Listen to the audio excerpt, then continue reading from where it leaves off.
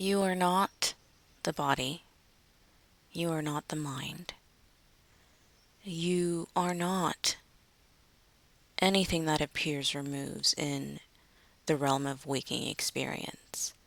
What creates suffering, what creates discomfort, what creates confusion is the assumption and absorption in the assumption that you are these things, that you are your thoughts, that you are your body, that you are your story, the story that unfolds in waking experience.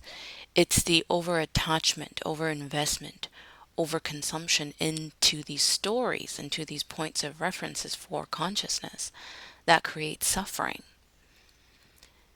Nothing in this world of waking experience is really yours. It's temporary. It's a dance, a very temporary dance. Even the most sought after states aren't yours because they are contained within the experience of waking reality. They're not anywhere else. They're not in any other dimension. They're not relevant anywhere else outside of your experience of waking world. And you want to pay attention to that, that even the most enlightened state, even the most abundant state, even the most dire state, whatever its form, on whatever end of the continuum of expression in waking reality it lands, it's not yours. What you are is above and beyond this world. You are not of this world. You are not of the expressions in this world. You are not of the body. You're not of the mind. You're not of your stories. These things, these temporary things that bubble into form and that move into expression in waking experience are temporary expressions. They do not contain and cannot contain the totality of who and what you really are. So you want to pay attention to this. You want to pay attention to the patterns you begin to interact with and then fall under the trance of waking experience. You want to pay attention to these stories that you become so absorbed in that you begin to interact with and then fall under the apparent power of, that you become entranced by them, you become hypnotized by them. You want to pay attention to their true nature. You want to pay attention to the only place they have any validity, any reality, any value, any meaningfulness. And that place is only within the world of your waking experience. And that says something. There's really nothing to escape from. There's really nothing to avoid. The sense that arises needing to escape, the sense that arises needing to avoid, the sense that arises needing to resist, it's not who you are. And you want to notice that. You want to notice the tendencies that are contained completely within the world of waking experience. You want to pay attention to these patterns so that you know them for what they are, so that you can recognize that the only place that they come to life is within the world of waking experience. It's only when your nervous system is operating within a certain range of wakefulness that these patterns have any meaning, these patterns have any validity, that these patterns have any value. And that again says something.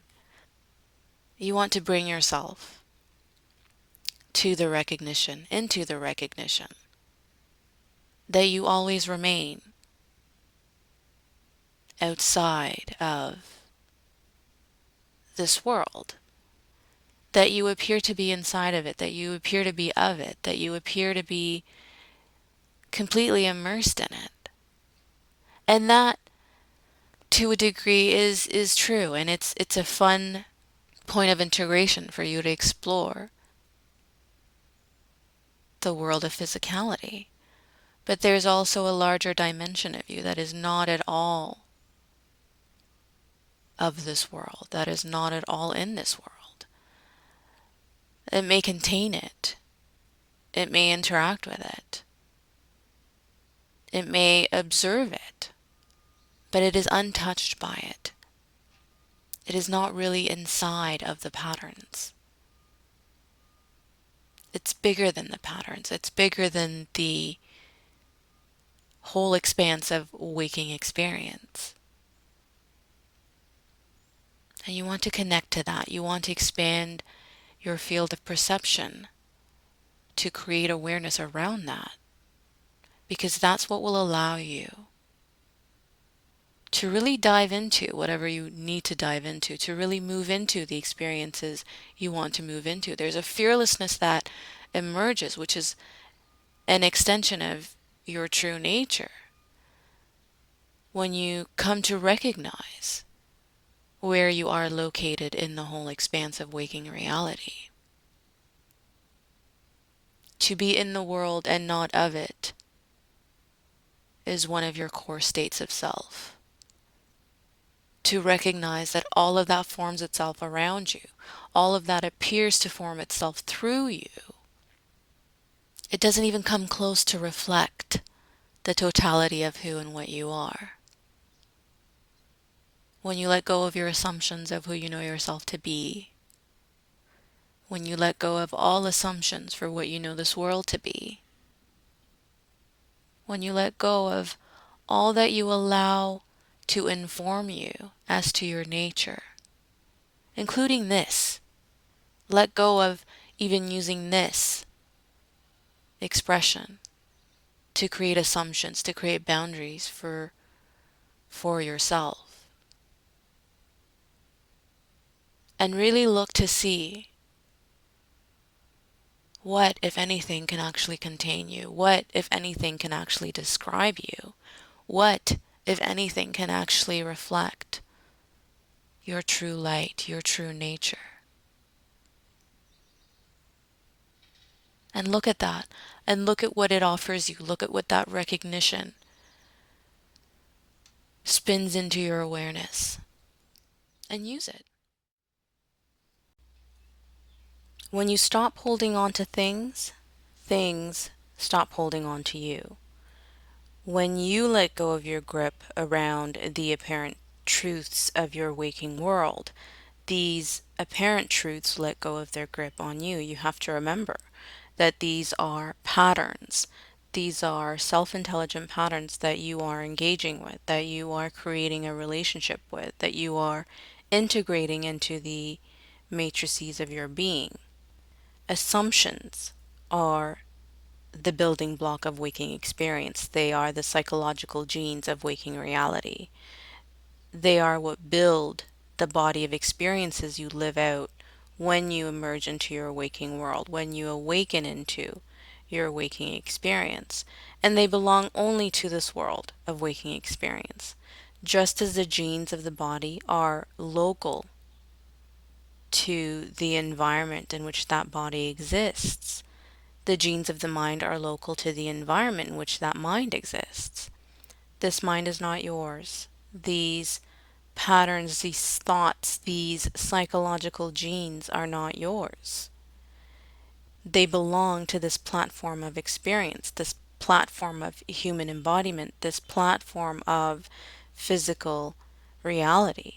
The body and its contents, the mind and its contents all belong to this location in which you are looking into, but they're not yours. Or if you prefer, they are one of the infinite varieties of exploration that you make use of. Such patterns are not valid in other points of expression across untold of universes. They're not valid in other platforms of creative expression for consciousness. And you want to be aware of that. You want to be aware of how the patterns, the apparent truths, the concepts, the definitions, the ideas that you recognize as being relevant, valid, and true for your waking reality world only apply to that local experience. They only apply to the earth experience. Those parameters are only imposed upon your unique experience of embodiment in varying degrees. Where suffering arises, where discord and discomfort arises when you allow for your assumptions to use you rather than being the one who uses them. They are there as tools. They are there as the tools of your creativity, in the same way that the painter has the paint, in the same way that the child has the crayons. Assumptions, concepts, beliefs are meant to be your tools. They are meant to be things that you employ. It's not meant to be the other way around. And that's where the suffering arises, is when these self-intelligent patterns are allowed to run undirected. They're allowed to run unchecked. They're allowed to unfold themselves without any conscious participation on your part. When you allow for your truths of waking experience to be what they are, assumptions you have put in place, when you take that seat of authorship in your own field of perception, you free yourself to use them as the creative tool that they are. When you're unconscious to them, when you're unaware of them, when you are unaware that they are assumptions that you're looking through, you allow these patterns to use you. You allow them to take hold of your awareness and appear to be the solid truths of your reality, where in fact there are no such things. So bring yourself again and again to recognize that nothing here is meant to be something you attach to, something you personalize, something you fall under the power of, something that you become used by. Creativity is impersonal. It's very impersonal. The whole experience of waking reality is an impersonal one. It's a creative endeavor. It's an expression, without that imposed sense of it meaning anything other than being an expression of creativity. The personalization of waking life is contained within the assumption that you are inside the body, that you are inside of your story, that you are located within the realms of waking experience. Reverse this premise and see what comes into form. Let yourself move into the recognition that the body and all that it holds, the mind and all that it holds, the waking reality and everything that appears within the landscape of it, the stories you've held to be yours, are not of you. They're of this world that you're looking into. You contain these, you hold these inside of you, and you hold much, much more. And yet at the same time, you're not inside of them. Words cannot describe it. They can point you in the direction you need to turn to explore for yourself, to recognize for yourself your true location in the experience of physical reality. It's in your personal examination of your own nature, the structures of your being, who and what you are and who and what you are not, that you will begin to understand just how much creative power is always and at all times in your hands.